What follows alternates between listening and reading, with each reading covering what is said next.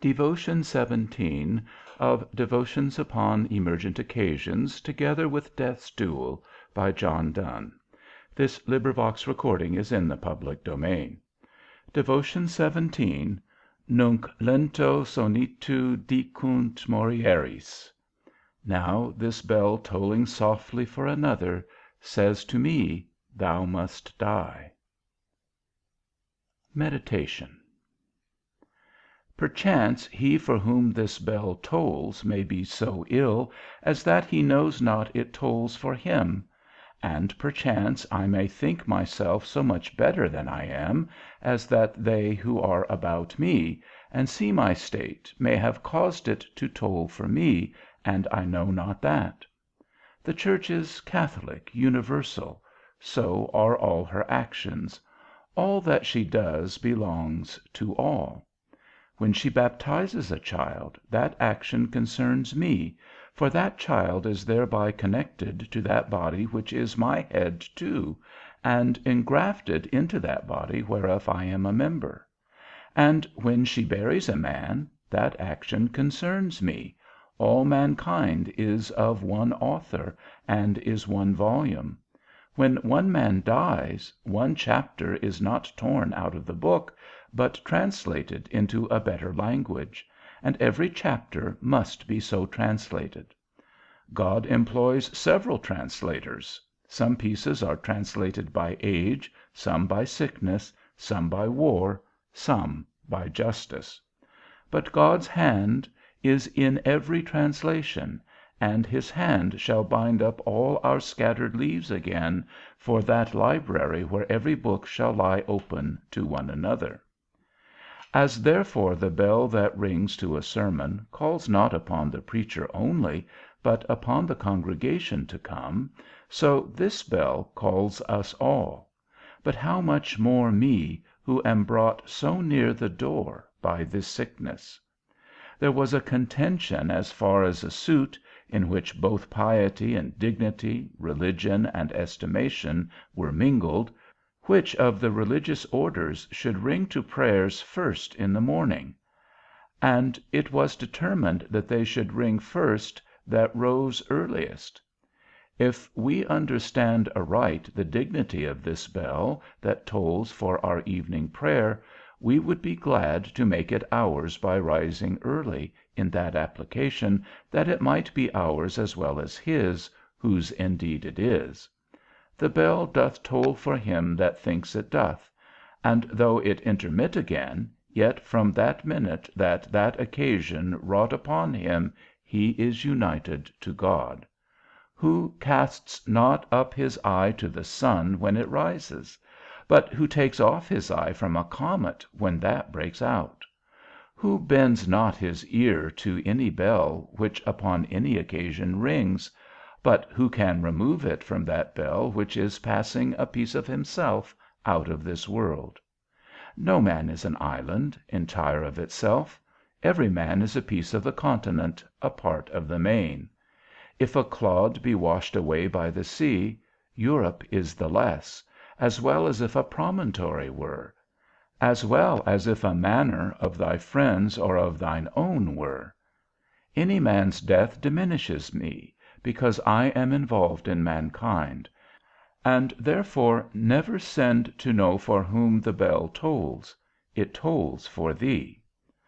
Neither can we call this a begging of misery, or a borrowing of misery, as though we were not miserable enough of ourselves, but must fetch in more from the next house, in taking upon us the misery of our neighbours.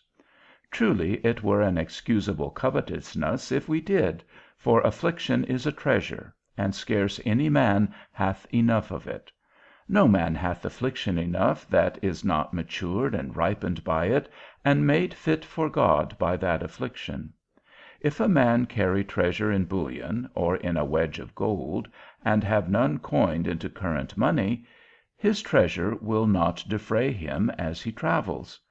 Tribulation is treasure in the nature of it, but it is not current money in the use of it, except we get nearer and nearer our home, heaven, by it. Another man may be sick too, and sick to death, and this affliction may lie in his bowels, as gold in a mine, and be of no use to him; but this bell, that tells me of his affliction, digs out and applies that gold to me, if by this consideration of another's danger I take mine own into contemplation, and so secure myself by making my recourse to my God, who is our only security. EXPOSTULATION. My God, is this one of thy ways of drawing light out of darkness, to make him for whom this bell tolls, now in this dimness of his sight, to become a superintendent, an overseer, a bishop, to as many as hear his voice in this bell, and to give us a confirmation in this action? Is this one of thy ways, to raise strength out of weakness, to make him who cannot rise from his bed, nor stir in his bed, come home to me, and in this sound give me the strength of healthy and vigorous instructions? O my God, what thunder is not a well-tuned cymbal, what hoarseness, what harshness is not a clear organ, if thou be pleased to set thy voice to it? And what organ is not well played on, if thy hand be upon it? Thy voice, thy hand, is in this sound, and in this one sound I hear this whole concert. I hear thy Jacob call unto his sons, and say, Gather yourselves together, that I may tell you what shall befall you in the last days, he says. That which I am now, you must be then. I hear thy Moses telling me, and all within the compass of this sound, This is the blessing wherewith I bless you before my death. This, that before your death you would consider your own in mine. I hear thy prophet saying to Hezekiah, Set thy house in order, for thou shalt die, and not live. He makes use of his family, and calls this a setting of his house in order, to compose us to the meditation of death. I hear thy apostle saying, I think it meet to put you in remembrance, knowing that shortly I must go out of this tabernacle. This is the publishing of his will, and this bell is our legacy, the applying of his present condition to our use. I hear that which makes all sounds music, and all music perfect. I hear thy Son himself saying, Let not your hearts be troubled. Only I hear this change, that whereas thy Son says there, I go to prepare a place for you, this man in this sound says, I send to prepare you for a place, for a grave.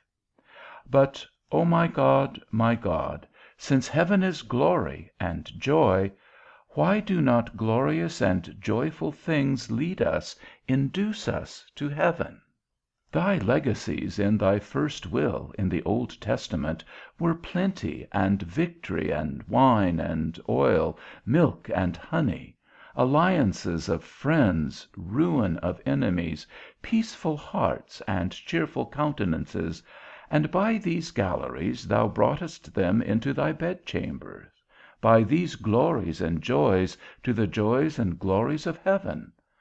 Why hast thou changed thine old way, and carried us by the ways of discipline and mortification, by the ways of mourning and lamentation, by the ways of miserable ends and miserable anticipations of those miseries, in appropriating the exemplar miseries of others to ourselves, and usurping upon their miseries as our own, to our prejudice? Is the glory of heaven no perfecter in itself, but that it needs a foil of depression and ingloriousness in this world to set it off? Is the joy of heaven no perfecter in itself, but that it needs the sourness of this life to give it a taste? Is that joy and that glory but a comparative glory and a comparative joy? Not such in itself, but such in comparison of the joylessness and the ingloriousness of this world. I know, my God, it is far, far otherwise. As thou thyself, who art all, art made of no substances, so the joys and glory which are with thee are made of none of these circumstances, essential joy and glory essential. But why then, my God, wilt thou not begin them here? Pardon, O God, this unthankful rashness. I that ask why thou dost not, find even now in myself that thou dost. Such joy, such glory as that I conclude upon myself, upon all, they that find not joys in their sorrows, glory in their dejections in this world, are in a fearful danger of missing both in the next. Prayer. O eternal and most gracious God, who hast been pleased to speak to us, not only in the voice of nature, who speaks in our hearts, and of thy word, which speaks to our ears, but in the speech of speechless creatures, in Balaam's ass, in the speech of unbelieving men, in the confession of Pilate, in the speech of the devil himself, in the recognition and attestation of thy Son, I humbly accept thy voice in the sound of this sad and funeral bell. And first, I bless thy glorious name, that in this sound and voice I can hear thy instructions in another man's to consider mine own condition, and to know that this bell which tolls for another, before it come to ring out, may take me in too. As death is the wages of sin, it is due to me. As death is the end of sickness, it belongs to me. And though so disobedient a servant as I may be afraid to die, yet to so merciful a master as thou I cannot be afraid to come. And therefore into thy hands, O my God, I commend my spirit, a surrender which I know thou wilt accept, whether I live or die. For thy servant David made it, when he put himself into thy protection for his life, and thy blessed Son made it, when he delivered up his soul at his death. Declare thou thy will upon me, O Lord, for life or death in thy time. Receive my surrender of myself now. Into thy hands, O Lord, I commend my spirit. And being thus, O my God, prepared by thy correction, mellowed by thy chastisement, and conformed to thy will by thy Spirit, having received thy pardon for my soul, and asking no reprieve for my body, I am bold, O Lord, to bend my prayers to thee for his assistance, the voice of whose bell hath called me to this devotion. Lay hold upon his soul, O God, till that soul have thoroughly considered his account; and how few minutes soever it have to remain in that body, let the power of thy Spirit recompense the shortness of time, and perfect his account before he pass away. Present his sins so to him, as that he may know what thou forgivest, and not doubt of thy forgiveness. Let him stop upon the infiniteness of those sins, but dwell upon the infiniteness of thy mercy. Let him discern his own demerits, but wrap himself up in the merits of thy Son Christ Jesus. Breathe inward comforts to his heart, and afford him the power of giving such outward testimonies thereof, as all that are about him may derive comforts from thence, and have this edification, even in this dissolution, that though the body be going the way of all flesh, yet that soul is going the way of all saints. When thy Son cried out upon the cross, my God, why hast thou forsaken me? He spake not so much in his own person, as in the person of the church, and of his afflicted members, who in deep distresses might fear thy forsaking. This patient, O most blessed God, is one of them. In his behalf, and in his name, hear thy Son crying to thee, my God, why hast thou forsaken me? And forsake him not. But with thy left hand lay his body in the grave, if that be thy determination upon him, and with thy right hand receive his soul into thy kingdom, and unite him and us in one communion of saints. Amen. Devotion 17